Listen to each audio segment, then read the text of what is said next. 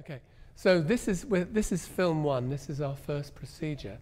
And what we're going to do, Emma, is I'd like us to find a narrower platform for balance. So I'm going to ask if we can put our big toe joints together and look just down to check I've got longer trousers on, to check the space between the ankle joints. And we're going to stand in this narrower base for a while to do this first procedure. And if one of the things that we're looking at is the way that the balance will shift through this narrower platform. So we're going to find the head of the trochanters, and of course we know that that joint comes up at an angle like this. We're just going to, with our thumbs, we're just going to get a sense of where they are, where the pelvic cradle rests on the legs, yeah? And then from there, if we take the middle finger, put the thumb on the iliac crest, we're just going to note, so this is just a question of noting where weight is being supported and where it rests also on the legs, just to look at the balance. We might notice if one iliac crest is a little further forward than the other. Just get a sense of, well, not really do anything to correct it, but to just find that place, yeah? And then we're going up with the thumb to the acromion. And remember, that's outside this is still part of the shoulder blade. It's quite hard to feel with the muscles of, that's a little bit further out than where you are, I think. Yeah. And then from there to the mastoid process. And as you touch the mastoid process, under the earlobe, you find the bony processes of the back of the skull, the occipital nodes. Careful it doesn't push the head down, so just get a sense of it. You're just finding where those cavities really are resting through the spine. And then, of course, we've got the sense of the front part of the skull coming up to the top of the skull and then also to the sides. So you just get a sense of picturing the skull over the feet and where the pelvis might be and where your balance might be resting in this narrower platform. Then we're going to open the palms, and this is where we're looking at the arm moving only really in the shoulder socket, and then also, of course, in the elbow and the wrist. And so the elbow will move down a shade as the thumb comes away. The wrist, you'll be freeing the wrist and you'll be moving it in this frontal plane. And it's that freedom of movement which starts to direct the arm opening out to the side, but also descending downwards so that you can keep the openness of the shoulder girdle resting on top of the rib cage, and yet finding the length of the arm from the very top joint, the ball and socket joint that fits into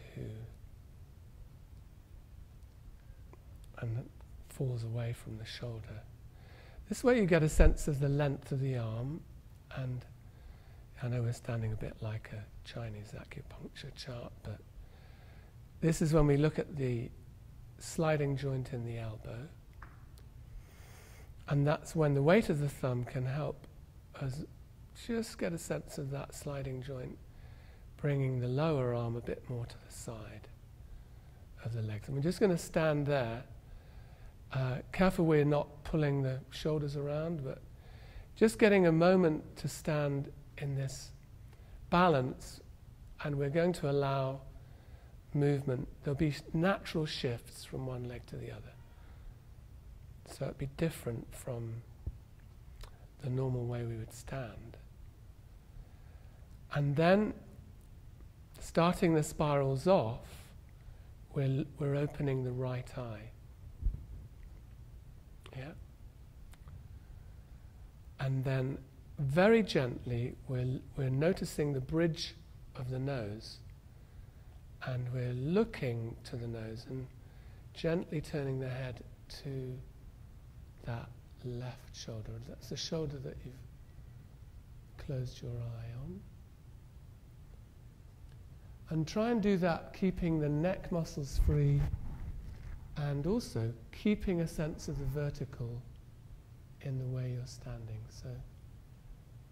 And that's really important when we open the second eye. Both eyes are open and we turn gently round that vertical axis of the spine, quite gently, to look behind us. And of course, as this movement, as this spiral travels down the spine, we engage the thoracic vertebra, the lumbar vertebra, and eventually the pelvis will be engaged too. But as that happens, I want you to keep thinking really clearly about the weight passing through that leg, through that left leg, the leg that we spiral towards. And you'll be able to keep on looking round, but the idea is to keep the big toe joint of that leg really connecting with the floor, so that actually you're setting up the base for the spiral to turn against. So in fact, there are two spirals now. One is the sense of connecting through that leg you spiral towards, and the other one is looking away, around, and keeping that going. And there's quite a lot of work engaged in that. And keeping on looking, keeping on working with that leg, so you're engaged in two really clear activities. The third one is to keep thinking of being vertical and not hold the hands or arms or shoulders. Don't brace any of the other arms, and try and work with the more in the muscles that surround the spine itself rather than the more superficial external muscles of the shoulder and arm. And then as we're working with that, we're turning round, just bringing the head back to the center again, what still seems to feel the center. So we now have three spirals, and you're working to find the weight through both feet. You're trying to find a weight passing through both legs equally. You're not holding the shoulders to keep the spirals working. And then we can start thinking about the back of the leg, weight coming back through to the heel maybe, lengthening down the back of the spine. And we're just going to allow the spiral to unravel. And it's not a movement that happens through our sense of making it happen, but it's just to sort of release back. Yeah? And if we now close our eyes, we get a sense of a difference in the way we're standing. We may feel one leg is a bit further behind the other. We may feel one leg feels more secure through to the floor. And then again we do it to the other side. So this time we open the left eye. Hello. And then do the same thing. So again, gently turning the head, keeping the neck free, turning round, trying not to engage the sternocleidomastoid too much, and opening the other eye, and then beginning to look around that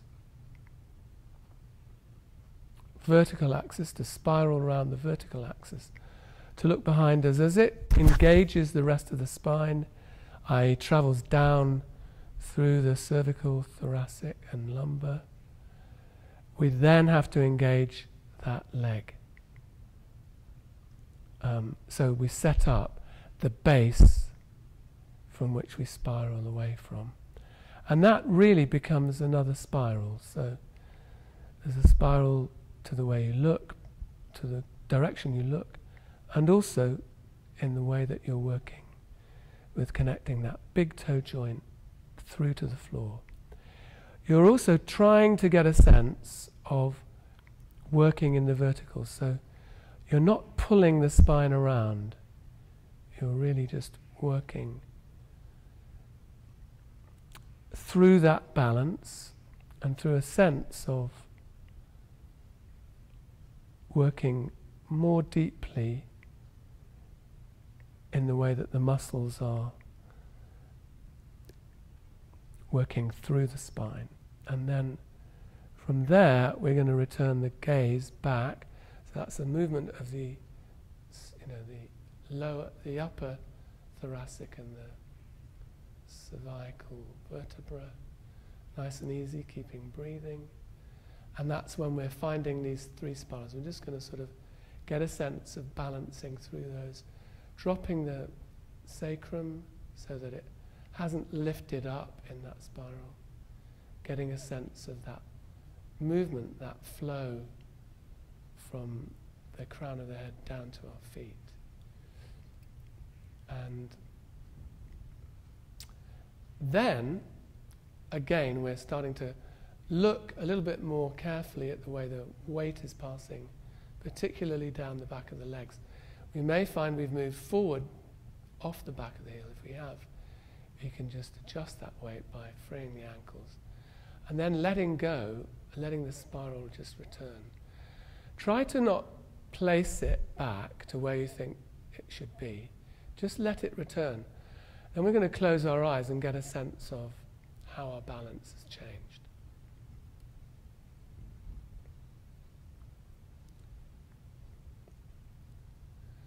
And that's the first procedure.